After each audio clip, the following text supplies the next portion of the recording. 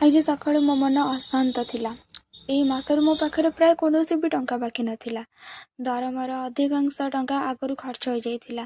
ମନରେ ଅନେକ ଚିନ୍ତା ଚାଲିଥିଲା। ଘରେ ଟଙ୍କା ଦେବାର ଅଛି, ଘର ପାଇଁ କିଛି ସାମାନ ଆଣିବାର ଅଛି, ନିଜର କିଛି ଜରୁରୀ ଖର୍ଚ୍ଚ ମଧ୍ୟ ଥିଲା। ଏହି ମାସରେ ବାହାରକୁ ଯିବା ବେଳେ ମୋର ଗୋଟେ ସୁନ୍ଦର ଡ୍ରେସ୍ଟେ ପସନ୍ଦ ଆସିଥିଲା। ମୋତେ ଏତେ ପସନ୍ଦ ଆସିଥିଲା କି ସେଇଟାକୁ ମୁଁ କିଣି ଆଣିଥିଲି। ଯେତିକି ଟଙ୍କା ବାକି ଥିଲା ସେ ସବୁ ମଧ୍ୟ ଶେଷ ହୋଇଗଲା। ସେତେବେଳେ ମୋତେ ଲାଗିଲା ଏ ମାସଟା କେମିତି କଟିବ, କିନ୍ତୁ ସନ୍ଧ୍ୟାରେ ମୋ ସହିତ ଏମିତି କିଛି ହେଲା ଯାହା ମୁଁ କେବେ ଭାବିନଥିଲି।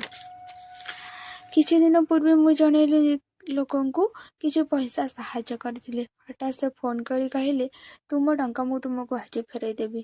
ସତରେ ଶୁଣିକି ଭାରି ଆଶ୍ଚର୍ଯ୍ୟ ଲାଗିଲା ଆଉ ଖୁସି ବି ଲାଗିଲା। ପ୍ରକୃତ କଥା ହେଉଛି ମୋର ସେ ପଇସା କଥା ମନେ ହିଁ ନଥିଲା। ଯଦି ଆମେ ନିଷ୍ଠାର ସହିତ କାହାକୁ କେବେ ସାହାଯ୍ୟ କରୁଛୁ, ସେ କେବେ ବ୍ୟର୍ଥ ଯିବ ନାହିଁ। ଆମ ଅସୁବିଧା ବେଳେ ଭଗବାନ ଆମକୁ କେଉଁଠି ନା କେଉଁଠି, କେଉଁ ରୂପରେ ନା କେଉଁ ରୂପରେ ଆସି ଆମକୁ ସାହାଯ୍ୟ କରନ୍ତି। ଭଲ କାମ କରିବା